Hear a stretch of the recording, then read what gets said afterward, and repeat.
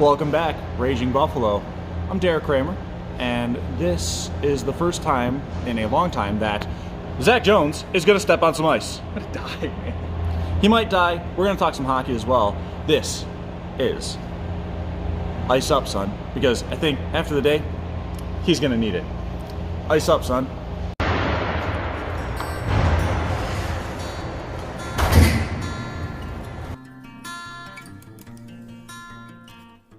Are you over there? How you doing, buddy? Oh, he's walking along the boards. This is gonna be great. So this is Ice Up, son, with the Raging Buffalo podcast. Derek Kramer and Zach Jones here, and well, you saw someone can skate poorly and someone can not skate at all. Zach, how are you feeling out there? I'm happy to be here, like right here, like right here. I was a swimmer. That was not frozen. It's water. You're fine. It was not frozen. It's water. It was not frozen. He's gonna be fine, kids. Eventually, Maybe. But all right. But let's talk about people that are actually good skaters, like the NHL. Yes, Buffalo yeah. Sabres last night losing in a shootout to the Arizona Coyotes by a score of 3-2. They looked really sharp to start the game, Yes. and then I thought their second period was their best period. Yet they had not come away with the goal. Definitely the opening of the second period. Yeah. I tweeted out last night, and it They was had like, that 5-minute stretch where oh. Arizona couldn't get a change. And I don't know if it was 5 minutes, but those guys were dying. I read something last night on Twitter, because I'm always on Twitter for Sabres, Bills games, all that stuff. It was like 3 minutes and 30 seconds, and the average shift time is 45 seconds. Yeah, they're but that's dying. Unreal, and we didn't come away with a goal. No, they didn't come away with the goal. They felt destined to score, and it just wasn't happening. Yeah, and that's, I think, the part that hurts the most. Absolutely. Is the fact that they didn't end up scoring a goal in that one. And even you saw it, they should have. The way that they were playing, they had several lines out there terrorizing the Coyotes, and it still wasn't happening. The third period, they were almost, I wouldn't say they were hanging on for dear life, but they were not doing anything with the puck.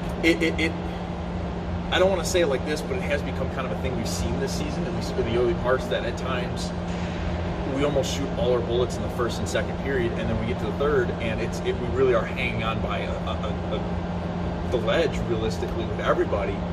And, you know, we've had overtime wins. It's like almost like we get that spark again, but these third periods are just, they are a grind for Sabres fans, and I know for the players, absolutely, it's a grind. Yeah, it's a grind.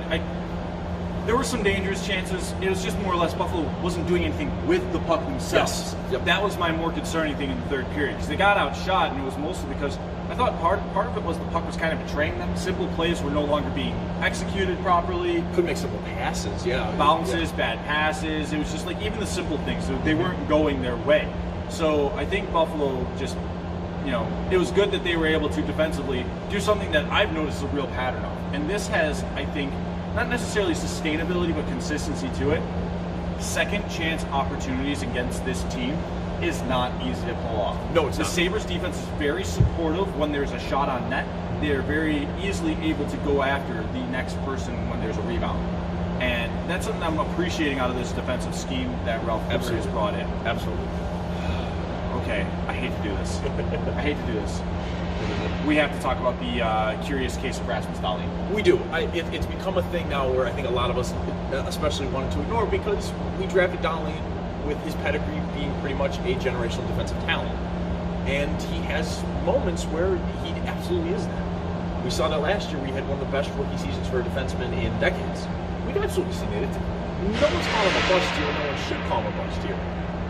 However, the man's turnovers, they've stopped being head-scratching, and now you just go, what the fuck, man? Like, where are you looking? And I get it now. Today especially, I've gotten more of appreciation for hockey players.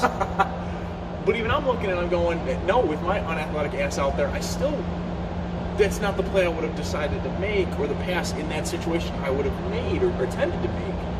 And even when he's paired with, you know, your words, our sweet prince, Haru, it's aggravating. It's now aggravating. It's aggravating, and I think a little bit demoralizing. It's almost like you can look at this and go, okay, Ralph Krueger fixed a lot of the parts of this team, and now what is going wrong? Well, your great draft pick of last year, your number one overall pick, is suddenly looking a little lost out there at times. Yes. And it's downright concerning. So we'll see what happens there. I mean, we'll see what happens. I'm not. You know what else we'll see what happens? Oh, what? It's time for a shift change.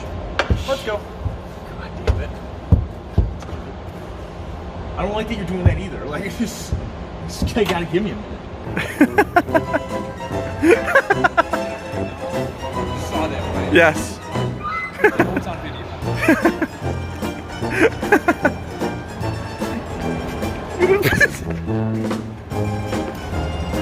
I can't do this anymore.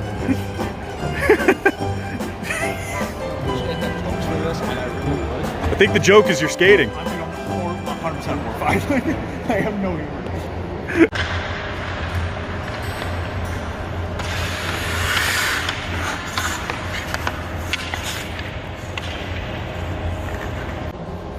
So the Sabres are looking a little bit like a team that maybe they're not the first place darlings that we thought they were.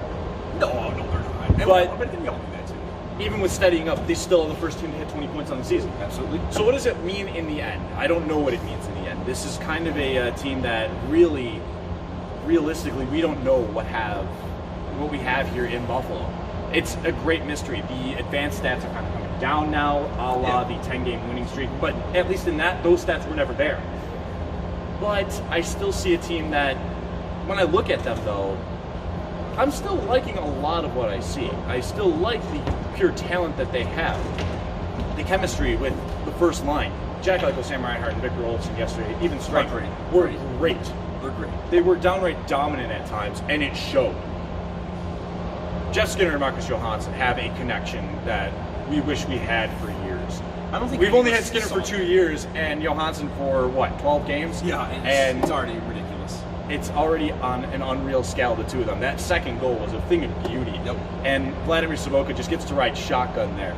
Sobotka, as a matter of fact, I don't want to keep burying someone here. Right at the end of the third period, he had that chance, and the pass gets to him, and it just doesn't convert. It's just why does it happen? It's a punching bag moment for a guy that has been that. However, I also thought he did all right for the most part. It's just that was a game where any offensive creativity kind of died with him with the puck on his stick. Absolutely.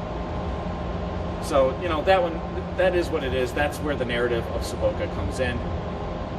Is it perfect? No. Is this video? No. It's just, you can tell with this team, and look, you look at the ages on the depth chart, it's going to show that this is a young as hell team. You know, our at this point so far, our best defenseman is a 20-year-old that we acquired in a trade. Eichel just turned, 23 yesterday? Yeah. Dahlin still can't drink a beer in the United States, let alone even think about Neither getting can a fake. Haru. Yeah, neither can Yoki Haru. And Skinner's still relatively young. Reinhart is still relatively young. There's very few, I'd almost say, older seasoned guys on this team, and so I think we're going to have up and downs with this season. We're going to have up and downs, yeah. As we haven't seen the down yet. Yeah. Like the losing of games like that. We haven't seen that part yet, and that's kind of the beautiful thing about it. Even though the advanced stats are teetering down, the team is kind of holding on for some games, even blowing leads. They're still finding ways to get things back, and then that overtime, holy, who didn't crap their pants a little bit? Because I would say that reason. Like everyone at the arena, I was there yesterday. Like everyone couldn't that sucked for everybody. There were like a couple sprinklings of Coyotes fans. Like maybe I saw like 4 of them. Yep. But like there was one in my section right behind me, and I just turned around like that sucked for everybody. That was a panic attack for everyone. I mean, it was a brutal overtime. Just the whole it was a thing, great but it was overtime. But yeah, exactly. I'm calling it brutal because we didn't score because we had so many opportunities, and there was So moments did where you're they. like, oh my god. So did they. Like, And yeah, that's and so did they. You know, Carter Hutton just, brain fart. And this is someone that like lives off the brain farts. And this is what I do. I looked at that and I went, really? Don't go sucking down farts. Okay? Like, oh my god, what are you doing? And like, there's 2 post hits for us. Middlestat looks like he has his quintessential backhand, and he sails it over the net. Just too tight at the net. Too tight at the net. Like Hutton screws up, and then comes in and gets back in time to mess things up, swinging the stick around, and then it's picked up and darted back down the ice. And the Sabres come away with 2 more chances right at the end of overtime. And just like, is everyone's heart okay for that one. Like that overtime is what the NHL envisioned with 3-on-3, and then it goes to a shootout. I hate shootouts. They have such I'm saying regardless to of have such an exciting overtime, and then for you to go to a shootout for it, I'd rather it be a friggin' tie at this point. I mean, I love shootouts in its own way. I don't like them to decide games necessarily. I don't like that a skills competition decides a game. Yes. That's how it feels to me. Yes. I feel like if you had a 3-2-1 point system, you could punish a shootout ending. Three points for regulation win, 2 for an overtime win, and then only 1 point for a shootout win. I can be behind that a little bit, yeah. Yes. So it kind of allows you the opportunity to really find ways to punish teams for having to get to the shootout. But then I gave no points for anything for a loser. You said, well, don't lose games. Yeah, I mean, I don't think you should. I don't think you should get a point for losing a game in regulation or anything like that. I mean, I'm fine with that, but I do like the idea of a 3-2-1 system because a shootout. You know who else does? Everybody. Yeah, everybody else except for Gary Bettman. Christ. It's just it was a tough way to lose yesterday because you're, like you said, it was a phenomenal overtime. It was so exciting, and then you can feel the wind is out of everyone's sails.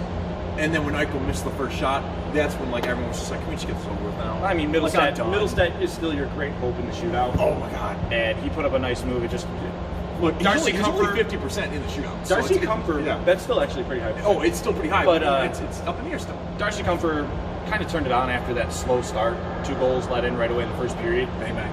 And he kind of turned it on. And he's been a hot goaltender this year, so that showed more. Last part we will talk about in a moment. I gotta go skate this up. I'm not gonna skate. I'm not gonna do that.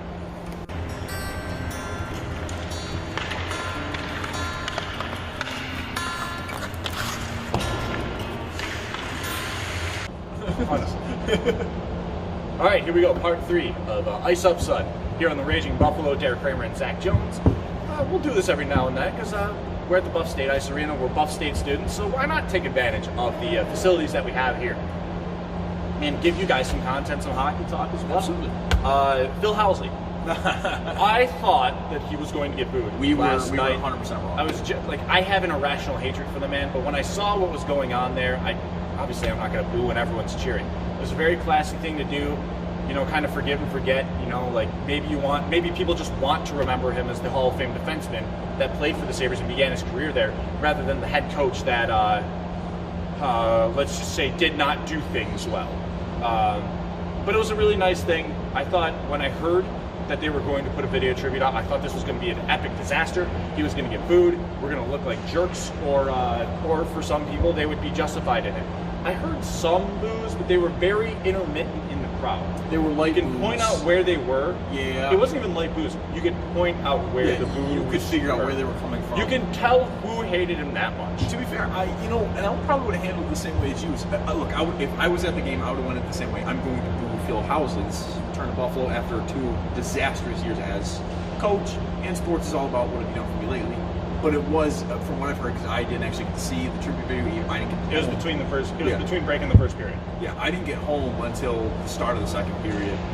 So it was kind of nice to hear, just looking on Twitter, everyone kind of agreeing that it was very classy, it was very well done. The fans respected him, and it was a nice return for the Hall of Fame hockey player, not necessarily the return of the bad head coach.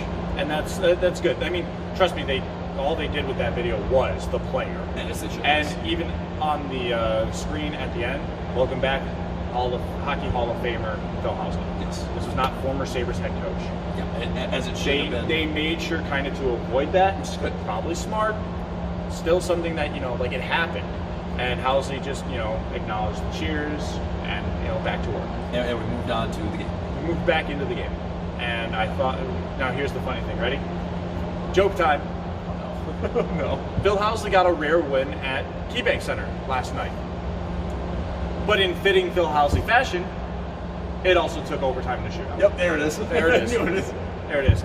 Thanks for listening and watching here. This is Ice Up Sun on the Raging Buffalo podcast. Derek Kramer and Zach Jones. And as one last fitting tribute for all of this, we'll give you one more video of Zach struggling along the boards to get back to land something that Way over there. Yeah, it's all the way over there. This is going to be a great adventure, and this should be fun. But thanks for listening, thanks for watching, and give us a like, give us a subscribe. Thanks for sharing it all the time out there. People on Facebook and Twitter, you guys are awesome, giving us the early support that we need, that we desire, and that we want. So thank you as well. Hit us the like, hit us the subscription on YouTube, because this doesn't take off without you out there. So form a Yarmir Yager. Let's do this. I got him a walker! Zach is 6'3" and he's on this walker. This is great.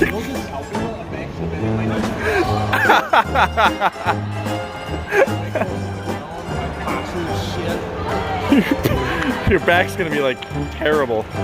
You might need to ice it. Ice up, son.